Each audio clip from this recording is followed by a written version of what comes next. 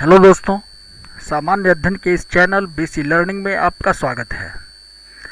दोस्तों, प्रस्तुत वीडियो के माध्यम से मैंने एक नागरिक के दृष्टिकोण से सूचना के अधिकार का विश्लेषण किया है।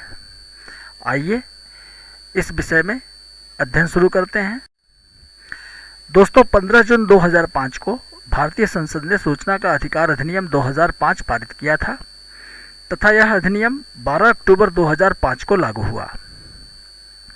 इस अधिनियम को लागू करने का उद्देश्य यह था कि इसके माध्यम से नागरिकों का सशक्तिकरण करना, लोक प्राधिकारियों के अर्थात सरकार के क्रियाकलाप में पारदर्शिता और जवाबदेही को प्रोत्साहन प्रदान करना और अंततः नागरिकों एवं लोक प्राधिकारियों के बीच एक मित्रवत संबंध स्थापित करना था।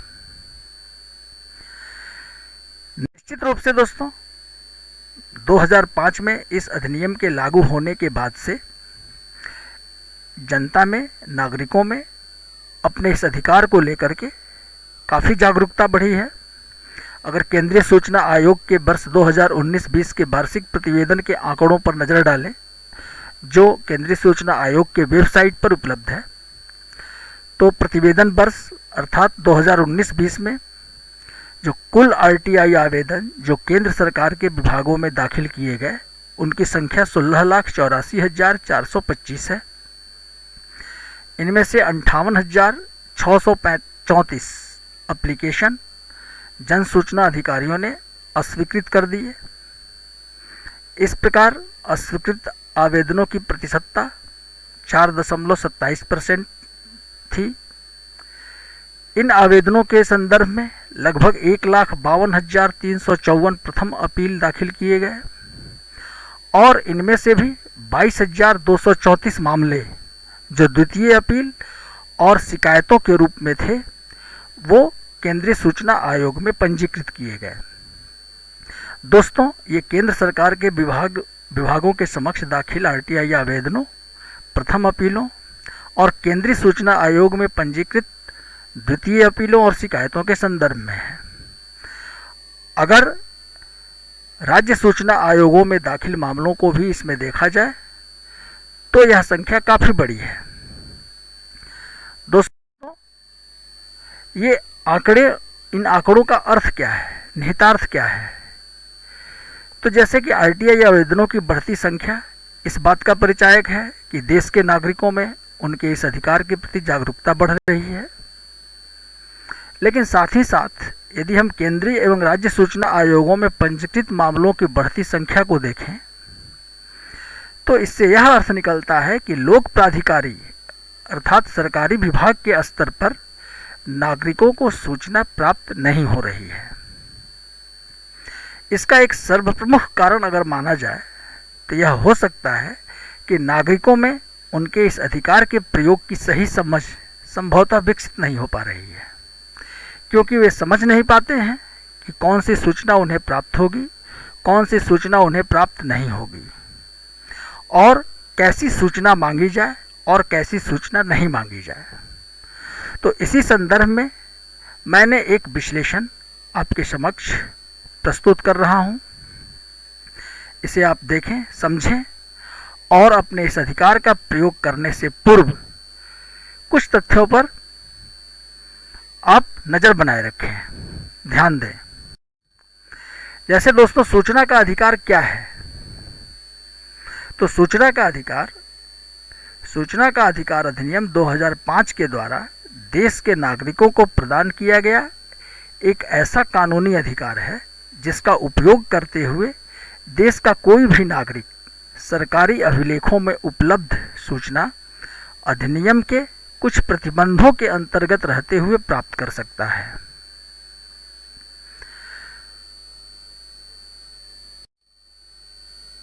तो आखिर सूचना है क्या? सूचना क्या है? तो सूचना का अधिकार अधिनियम 2005 की धारा 2C या 2F के प्रावधान के अनुसार लोक प्राधिकारी अर्थात सरकारी विभाग के रिकॉर्ड में एक सामग्री के रूप में जो उपलब्ध है वह सूचना है। यह कोई भौतिक अथवा इलेक्ट्रॉनिक दस्तावेज हो सकता है, जिसके अंतर्गत लॉग बुक, संविदा अर्थात कॉन्ट्रैक्ट, रिपोर्ट, नमूने, मॉडल, आंकड़ों से संबंधित सामग्री आदि हो सकते हैं। इसके अतिरिक्त प्राइवेट संस्था या निकाय से संबंधित ऐसी सूचना जो किसी प्रवृत्त विधि के अधीन सरकार उनसे प्राप्त कर सकती है। तो ये सूचना के परिभाषा में यह बातें लिखी गई हैं। तो निष्कर्ष यह है कि सूचना का लोक प्राधिकारी के रिकॉर्ड में एक सामग्री के रूप में उपलब्ध होना अनिवार्य है, अर्थात एक जन सूचना अधिकारी केवल वही सूचना प्रदान कर सकता है जो उसके रिकॉर्ड में, जो उस प्राधिकरण के रिकॉर्ड में एक सामग्री के रूप में उपलब्ध हो। और दूसरा कि यदि सूचना किसी निजी संस्था से संबंधित है और किसी लागू विधि के अंतर्गत सरकार का संबंधित विभाग उस निजी संस्था से वह सूचना प्राप्त कर सकता है, उसकी मांग सरकार के संबंधित विभाग से की जा सकती है। इसे थोड़ा बेहतर तरीके से समझें कि जैसे सरकार कुछ निजी विद्यालयों को, संस्थाओं को मान्यता प्रदान करती है, तो निजी विद्यालयों और संस्थाओं को मान्यता प्रदान करने के लिए सरकार एक नियम बनाती है और उस नियम के प्रावधानों के अंतर्गत सरकार कुछ विशिष्ट सूचना उनसे अपेक्षित करती है जो वो इसे प्रतिवर्ष सरकार को प्रदान करते हैं। तो यदि आप उन निजी विद्यालयों और संस्थाओं से संबंधित वह सूचना जो वो सरकार को प्राप्त करते हैं उस नियम के अनुसार, वो आप उनसे वो आप प्राप्त कर सकते हैं। इसी प्रकार निजी दूरसंचार कंपनियों से संबंधित सूचना अगर कोई है, जैसे एयरटेल, वोडाफोन, आइडिया, तो भारतीय दूरसंचार विनियामक प्राधिकरण ट्राई इन निजी दूरसंचार कंपनियों को रेगुलेट करती है। तो इनसे संबंधित वैसी सूचना जो वे भारतीय दूरसंचार विनियामक प्राधिकरण को प्रदान करते हैं, उनसे आप प्राप्त कर सकते हैं। अब सूचना के अधिकार के अंतर्गत किस प्रकार के अधिकार प्राप्त हैं नागरिकों को, नागरिक क्या कर सकते हैं? तो इसमें किसी कृति, दस्तावेजों, अभिलेखों का आप निरीक्षण कर सकते हैं, किसी सामग्री के प्रमाणित नमूने ले सकते हैं, इलेक्ट्रॉनिक रूप में भंडारित सूचना का प्रिंट आउट ले सकते हैं, या उसे किसी डिस्क या फ्लॉपी में आप उस सूचना को प्राप्त कर सकते हैं। तो ये आपके सूचना के अधिकार हैं जिसके तहत आप दस्तावेजों, अभिलेखों का निरीक्षण, सामग्रियों के नमूने लेना, इलेक्ट्रॉनिक रूप में भंडारित सूचना का प्रिंट आउट लेना या उसी सूचना को डिस्क या फ्लॉपी में प्राप्त करना, ये अधिकार आपके पास हैं। अब प्रश्न यह है कि सूचना मांगी किससे जा सकती है? तो दोस्तों, इसके लिए एक टर्मिनोलॉजी है लोक प्राधिकारी। लोक प्राधिकारी के समक्ष आवेदन दाखिल किया जाता है। तो लोक प्राधिकारी है कौन? तो इसको परिभाषित करते हुए अधिनियम में यह प्रावधान किया गया है कि एक ऐसा प्राधिकार जो संविधान द्वारा गठित हो, संसद या राज्य विधानमंडल के किसी अधिनियम के द्वारा गठित हो और सरकार के या फिर सरकार के किसी अधिसूचना से गठित संस्था हो, तो वह लोक प्राधिकारी है और उसके समक्ष आवेदन दाखिल करके आप सूचना प्राप्त कर सकते हैं।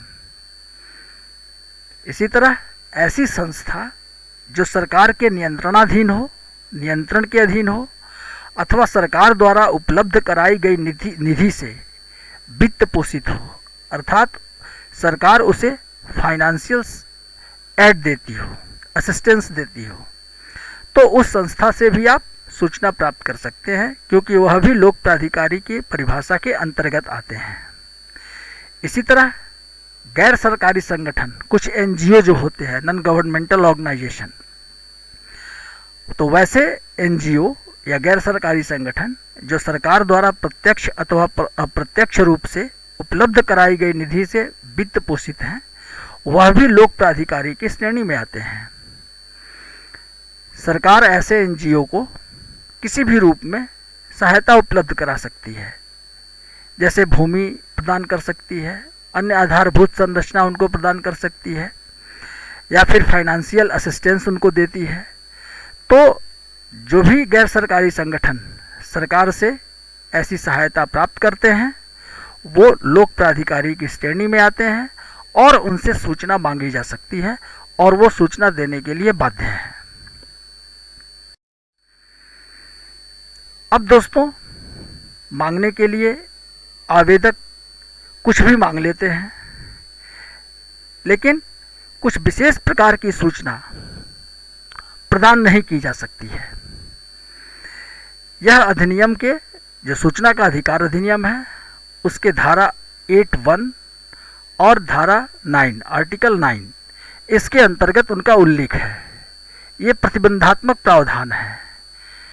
जैसे धारा 8(1)(a) अर्थात 8(1) क, इसमें जैसे देश की प्रभुता, अखंडता, सुरक्षा, विदेशी संबंध को प्रतिकूलता से प्रभावित करने वाली सूचना, ऐसी सूचना जिससे देश की प्रभुता, अखंडता, सुरक्षा या फिर विदेशों के साथ जो संबंध है उन पर जो है सो प्रतिकूल असर पड़ने का अंदेशा हो या संभावना हो, ऐसी सूचना प्रदान नहीं की जा सकती है अंडर सेक्शन 8(1)(a) के तहत।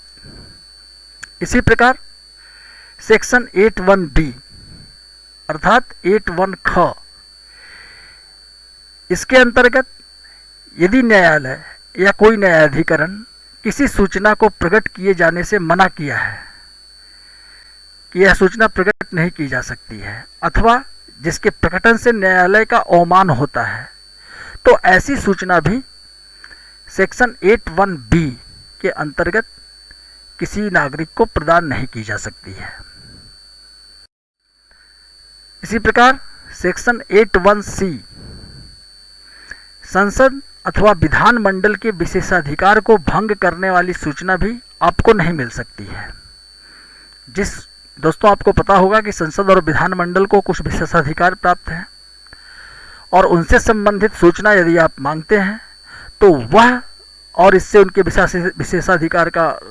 विशेषाधिकार भंग होता है, तो यह सूचना भी आपको प्राप्त नहीं हो सकती है। इसी तरह सेक्शन 8(1)(d) जैसे कि वाणिज्यिक विश्वास, व्यापारिक गोपनीयता तथा बौद्धिक संपदा से संबंधित सूचना भी आपको प्राप्त नहीं हो सकती है। सपोज कीजिए कि कोई कंपनी अपने विकास के लिए, अपने कार्यों के फैलाव के लिए, विस्तार के लिए कोई नीति बनाती है और उस नीति से संबंधित सूचना जो है आप मांगते हैं सरकार से, तो यह सूचना भी आपको प्रदान नहीं की जा सकती है, क्योंकि अगर उस पॉलिसी को आपको दे दिया जाता है तो हो सकता है कि उनका व्यापारिक हित जो है, व्यापारिक गोपनीयता है, वह प्रतिकूलता से प्रभावित हो। इसलिए ऐसी सूचना प्रदान नहीं की जा सकती है।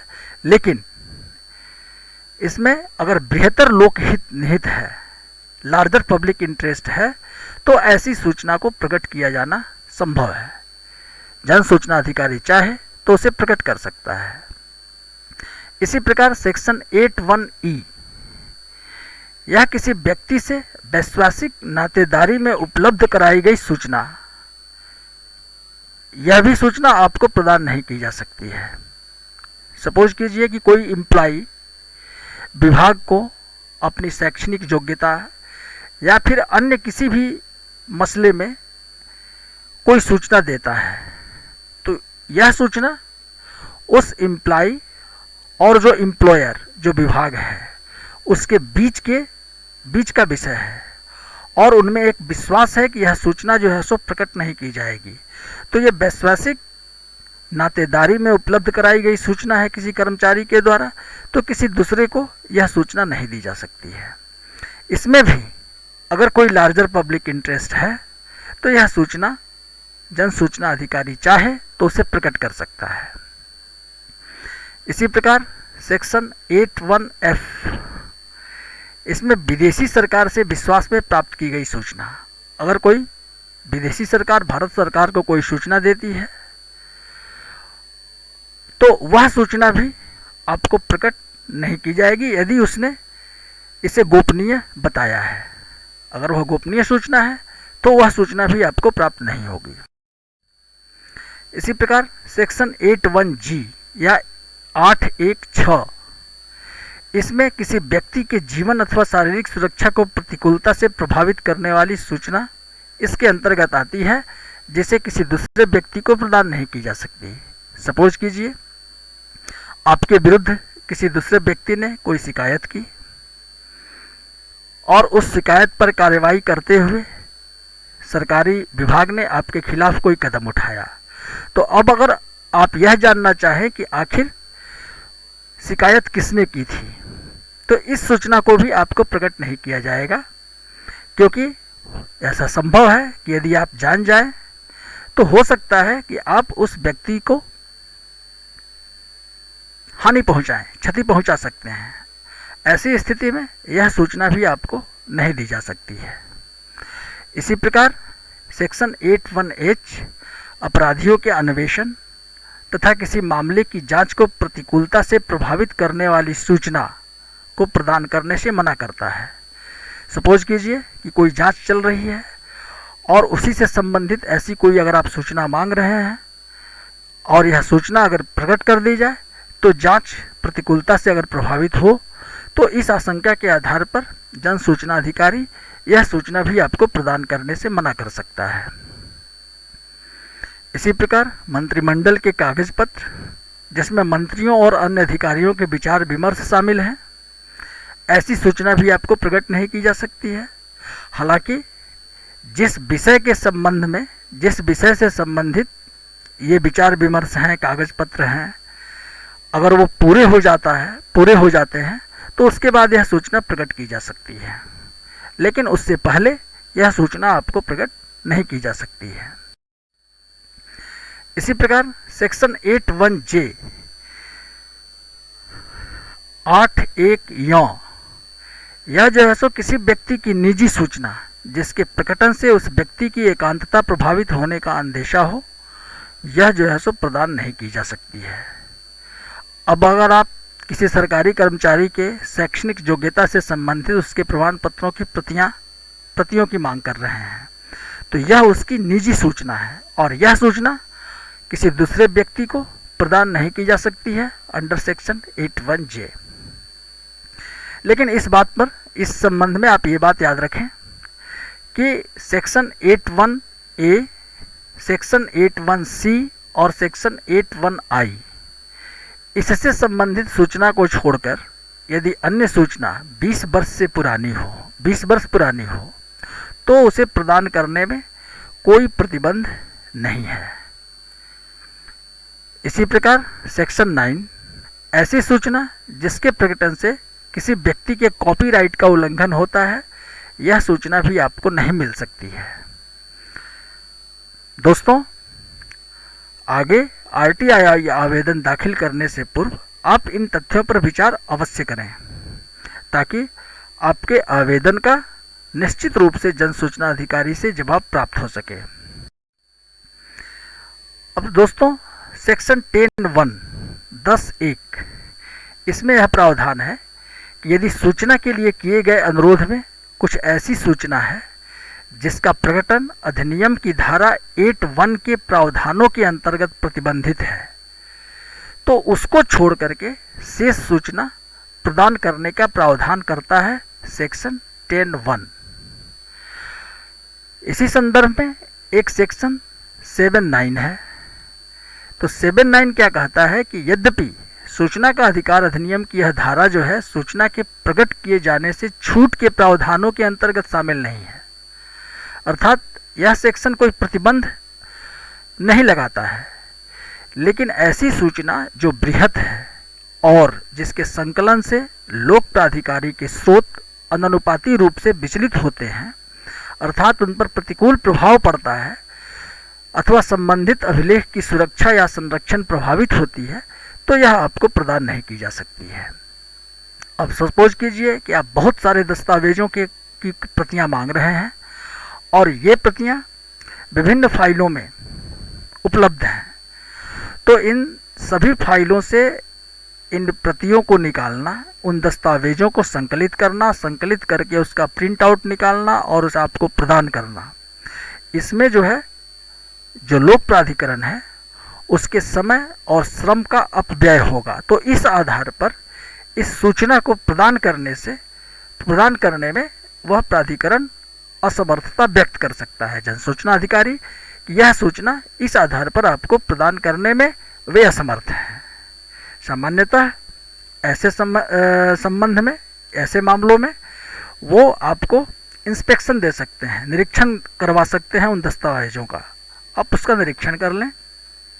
लेकिन कुछ सूचना ऐसी होती है, कुछ अभिलेख ऐसे हैं कि जिनकी अगर आप प्रतियां निकालना चाहें, फोटो प्रिंट निकालना चाहें, तो हो सकता है कि वो रिकॉर्ड डिस्ट्रॉय हो जाए।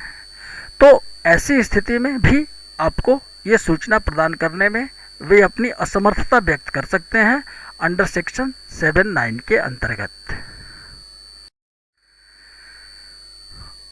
अब दोस्तों प्रश्न यह है कि सूचना हेतु आवेदन कैसे करें।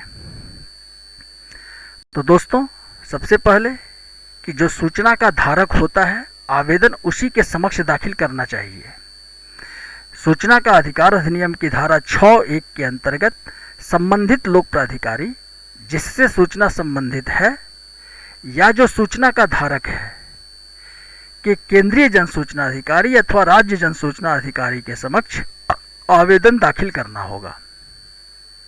बहुधा ऐसा देखा गया है कि लोग एक ही प्राधिकरण के जन सूचना अधिकारी को एक ऐसा आवेदन दाखिल करते हैं जिसमें मांगी गई सूचना कई अन्य लोक प्राधिकारियों से संबंधित होती है।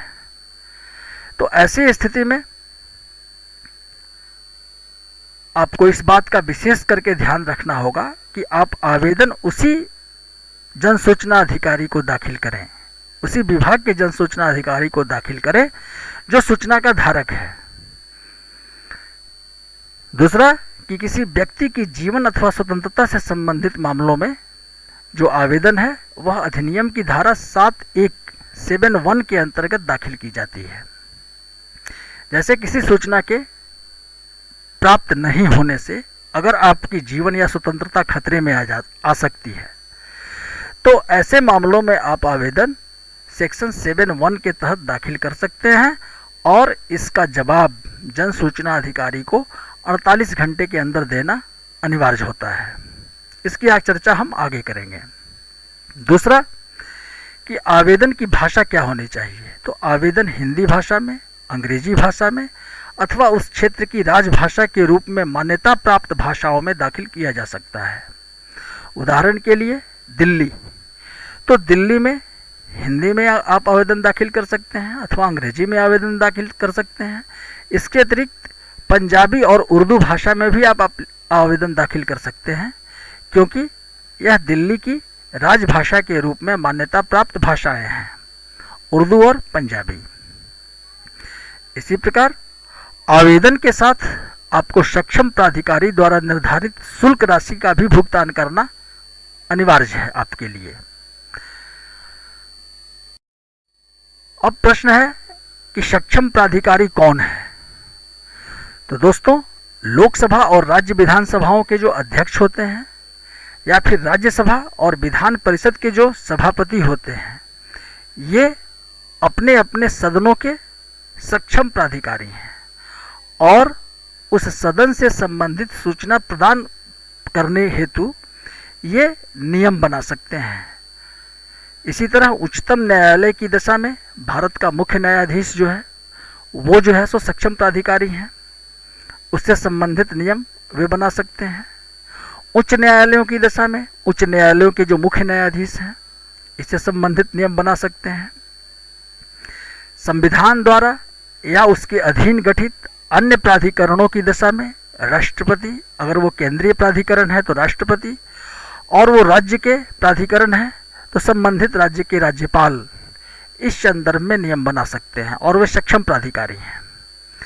केंद्र शासित प्रदेशों जहां विधानसभा नहीं है वहां जो सरकार के द्वारा प्रशासक नियुक्त किए जाते हैं वे सक्षम प्राधिकारी होते हैं।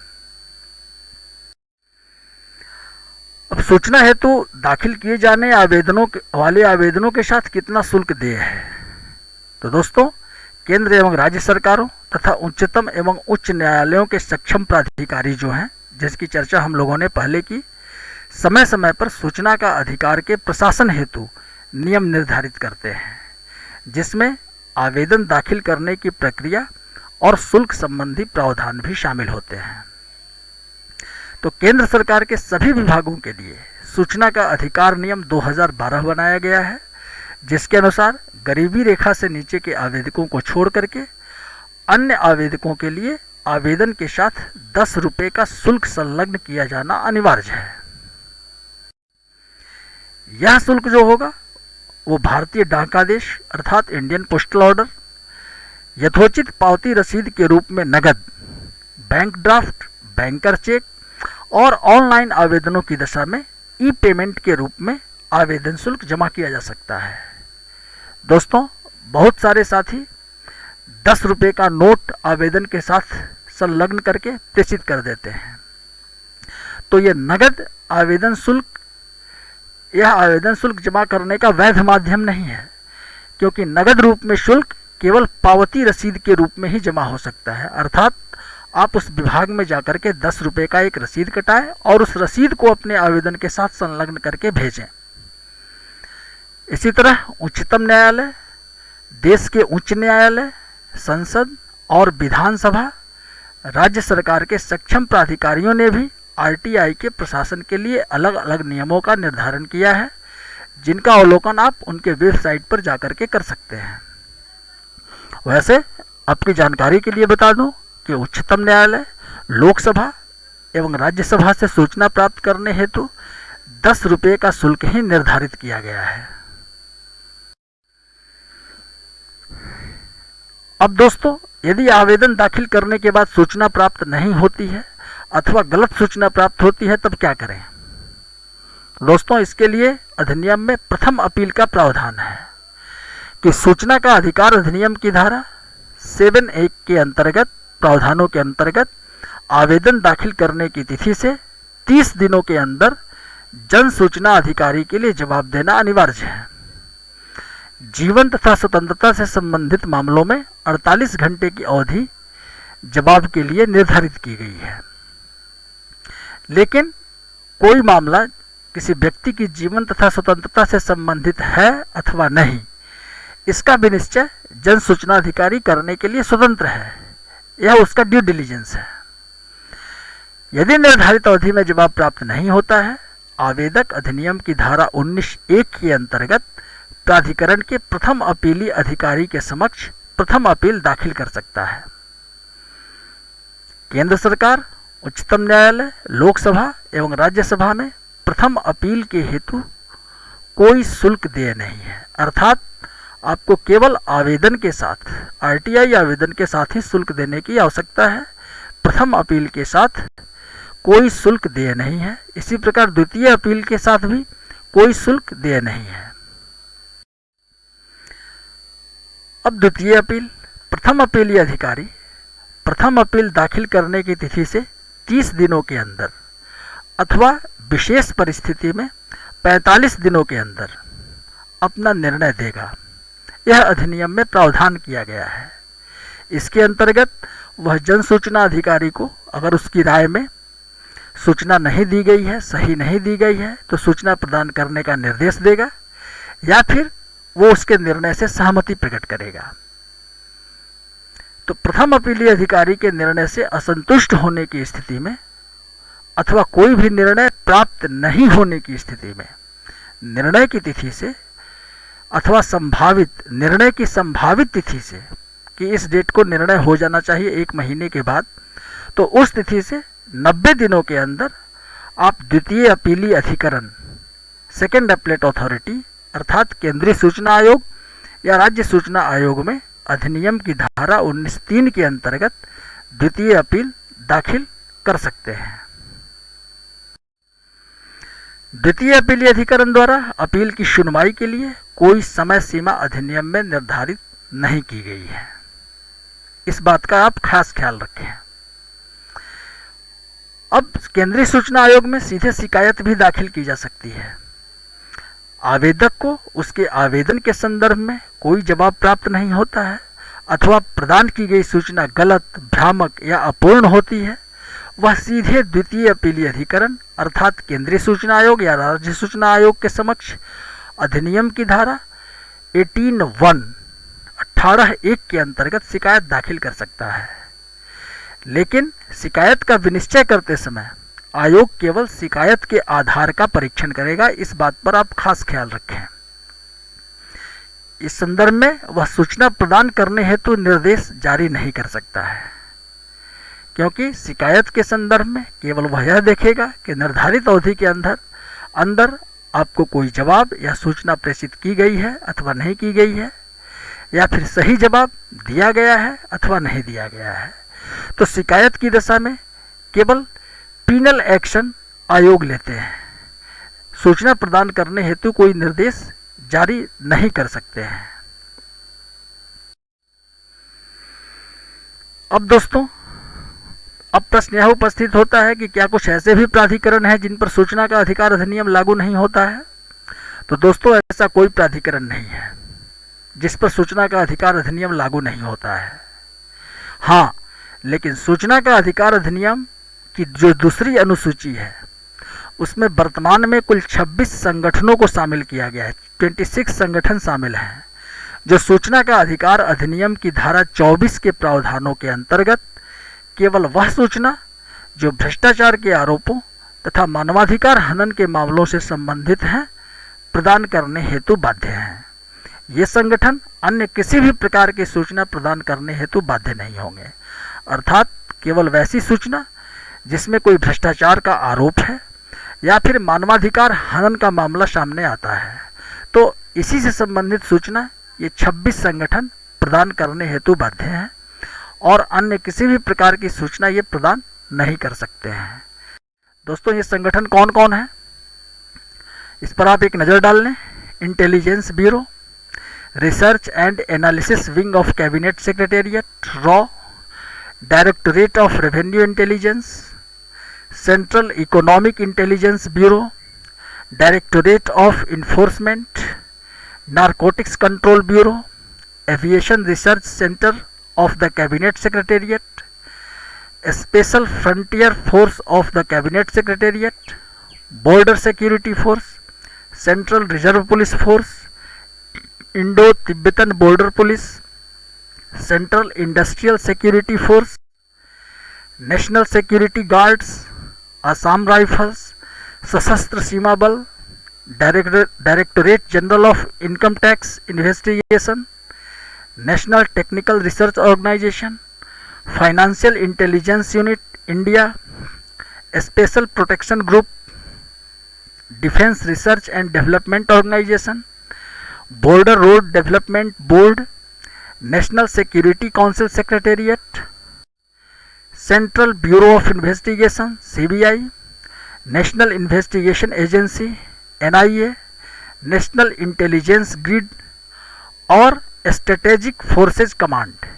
ये 26 संगठन ऐसे हैं जो सिर्फ मानवाधिकार हनन के मामलों और भ्रष्टाचार के अभियोगों से संबंधित अगर कोई मामला है तो उस मामले में सूचना प्रदान कर सकते हैं। अब एक प्रश्न यह उपस्थित होता है कि क्या सूचना का अधिकार अधिनियम के अंतर्गत अपने सामान्य शिकायतों का निपटारा भी करवाया जा सकता है? क्या यह ग्रीवांस रिड्रेसल फोरम है? तो नहीं, सूचना का अधिकार केवल नागरिकों को सूचना प्राप्त करने का अधिकार प्रदान करता है। नागरिकों की सामान्य शिकायतों का समाधान इस अधिनियम के अंतर्गत नहीं करवाया जा सकता, इस बात का आप खास ख्याल रखें। बहुत सारे लोग अपने सामान्य शिकायतों का निपटारा चाहते हैं कि वो आरटीआई अधिनियम के अंतर्गत करवा लें, तो ऐसा संभव नहीं है दोस्तों। उसके बाद अगला प्रश्न यह उपस्थित होता है कि क्या राज्य सूचना आयोगों के निर्णय से असंतुष्ट होने की स्थिति में केंद्रीय सूचना आयोग में अपील दाखिल की जा सकती है? नहीं, राज्य सरकार से संबंधित मामलों में राज्य सूचना आयोग द्वितीय एवं सर्वोच्च अपीलीय अधिकरण है। इसके निर्णय के विरुद्ध केंद्रीय सूचना आयोग में द्वितीय अपील दाखिल नहीं की जा सकती है। दोस्तों, बहुत सारे लोगों की ऐसी मान्यता है कि जिस तरह से न्यायालयों की श्रृंखलाबद्धता है भारतवर्ष में, जैसे कि सिविल कोर्ट के अपील हाई कोर्ट में और हाई कोर्ट से अपील हाई कोर्ट के विरुद्ध निर्णय के विरुद्ध अपील सुप्रीम कोर्ट में की जा सकती है, उसी तरह राज्य सूचना आयोगों के निर्णयों के विरुद्ध केंद्रीय सूचना आयोग में अपील दाखिल की जा सकती है, ऐसा नहीं है। दोनों केंद्रीय सूचना आयोग और राज्य सूचना आयोग अपने अपने मामलों में स्वतंत्र अपीलीय अधिकरण है और राज्य सूचना आयोगों के विरुद्ध अपील सुनने का अधिकार केंद्रीय सूचना आयोग को नहीं है। तो अब ऐसी स्थिति में क्या हो, यदि केंद्रीय सूचना आयोग अथवा राज्य सूचना आयोग के निर्णयों से असंतुष्ट होने की स्थिति में आप क्या कर सकते हैं? तो दोस्तों, केंद्रीय सूचना आयोग और राज्य सूचना आयोग अपने अपने मामलों में द्वितीय एवं सर्वोच्च अपीलीय अधिकरण है। जैसा कि मैंने पहले बताया, इनके विरुद्ध केवल भारतीय संविधान के अनुच्छेद 226 के अंतर्गत देश के संबंधित उच्च न्यायालयों में रिट याचिकाएं दाखिल की जा सकती है। अर्थात आप संबंधित उच्च न्यायालय से रिट की मांग कर सकते हैं। तो दोस्तों, इस वीडियो में बस इतना ही। अगले वीडियो में मैं एक जन सूचना अधिकारी के दृष्टिकोण से सूचना का अधिकार, इस तथ्य का विश्लेषण लेकर के आपके समक्ष उपस्थित होऊंगा। दोस्तों, अगर मेरा यह वीडियो आपको पसंद आया हो तो इसको लाइक करें और यदि अभी तक आपने मेरे चैनल को सब्सक्राइब नहीं किया है तो इसको सब्सक्राइब करें और इसके सामने बने बेल आइकन को दबाएं ताकि मेरी अगली प्रस्तुति की सूचना आपको आसानी से प्राप्त हो सके। धन्यवाद।